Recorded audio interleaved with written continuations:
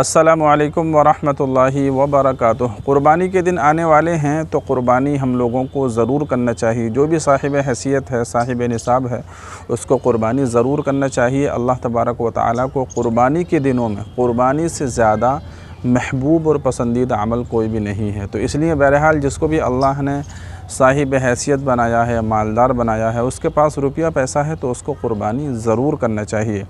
लेकिन इसके बावजूद भी 6 लोग ऐसे हैं कि जिनसे क़ुरबानी मुआफ़ है। अगर वो क़ुरबानी न करेंगे तब भी उनके ऊपर कोई गुनाह नहीं है। जी हाँ, बिल्कुल सही सुना आपने।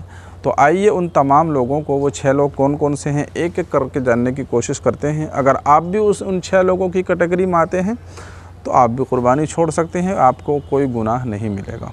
सबसे पहला शख्स है मुसाफिर, यानी कोई शख्स अपने घर से सफ़र के इरादे से निकला हो और जहाँ पर उसने सफ़र का इरादा किया है वो 15 दिन से कम उसके ठहरने का इरादा हो और 80 से 85 किलोमीटर के सफ़र का उसका इरादा हो। 15 दिन से कम ठहरने का इरादा हो और 80 से 85 किलोमीटर का सफ़र हो, तो ऐसा शख्स चाहे मालदार हो, उसके पास बहुत ज़्यादा रुपया पैसा है, घर में बहुत ज़्यादा रुपया पैसा है, उसके पास में मौजूद भी है, तब भी उसको क़ुरबानी मुआफ़ है। इसलिए कि सफ़र की वजह से क़ुरबानी मुआफ़ हो जाती है, इसलिए कि सफ़र के अंदर मशक्क़त होती है, परेशानी होती है, तो इसलिए मुसाफिर को क़ुरबानी माफ़ कर दी गई है। लेकिन बहरहाल आज का जो ज़माना है, तो आज के ज़माने के अंदर तो सफ़र में कोई परेशानी नहीं होती।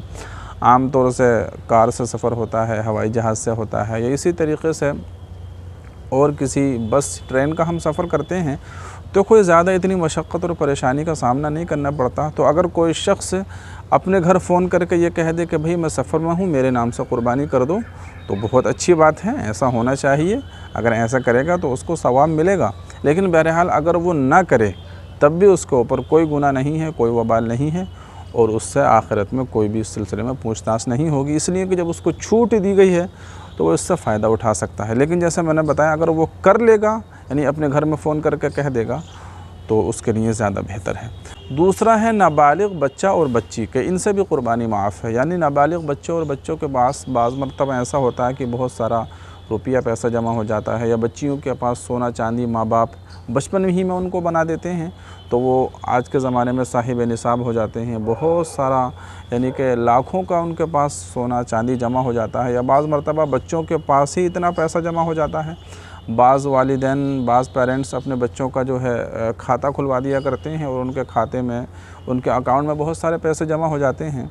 तो उनके अकाउंट में पैसे जमा होने की वजह से या उनके मालदार होने की वजह से उन पर क़ुरबानी वाजिब नहीं होगी। इसलिए कि क़ुरबानी के लिए बालिग होना शर्त है, बालिग होना ज़रूरी है।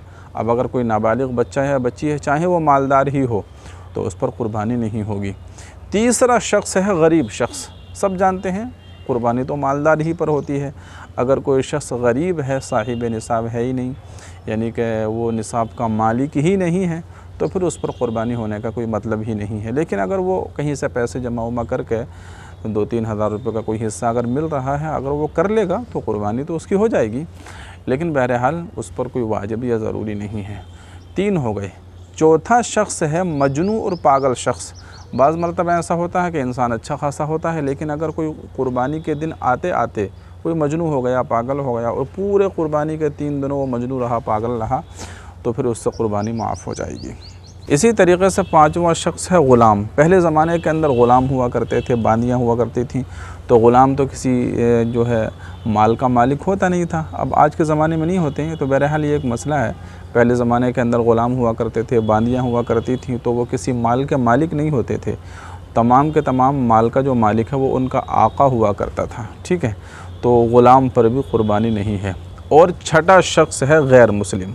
गैर मुस्लिम पर भी क़ुरबानी नहीं है, इसलिए कि क़ुरबानी तो ज़ाहिर मुसलमान ही पर होती है, तो गैर मुस्लिम तो मुकल्लफ़ ही नहीं है। तो बहरहाल ये 6 लोग थे कि जिनसे क़ुरबानी मुआफ़ है। अगर ये क़ुरबानी नहीं करेंगे तो कोई मसला नहीं है, इनके ऊपर कोई गुनाह नहीं होगा। लेकिन बहरहाल जैसे मैंने बताया कि क़ुरबानी एक बहुत बड़ा अमल है। क़ुरबानी के दिनों में अल्लाह तबारक व तआला को क़ुरबानी से ज़्यादा महबूब और पसंदीदा अमल कोई है ही नहीं। यही वजह है कि अगर कोई शख्स अपना सारे का सारा माल अल्लाह के रास्ते में लुटा दे, सारे का सारा माल अल्लाह के रास्ते में ख़र्च कर दे, लेकिन वो क़ुरबानी न करे, तो ये बात अल्लाह तबारक व तआला को पसंद नहीं है। अल्लाह तबारक व तआला यही चाहता है कि इन दिनों में आप कुर्बानी करो, ज़रूर कुर्बानी करो, अल्लाह की राह में खून बहाओ। तो ये अमल अल्लाह तबारक व तआला को बहुत ज़्यादा पसंद है। तो बहरहाल ये 6 लोग थे कि अगर ये कुर्बानी छोड़ दें तो इनके ऊपर कोई गुनाह नहीं होगा। तो उम्मीद करता हूँ कि वीडियो आपको पसंद आई होगी। वीडियो कैसी लगी आप बताइएगा ज़रूर, और अगर आपका कोई सवाल है कुर्बानी के मुताल्लिक़ तो कमेंट कीजिए। अस्सलामु अलैकुम व रहमतुल्लाहि व बरकातुहू।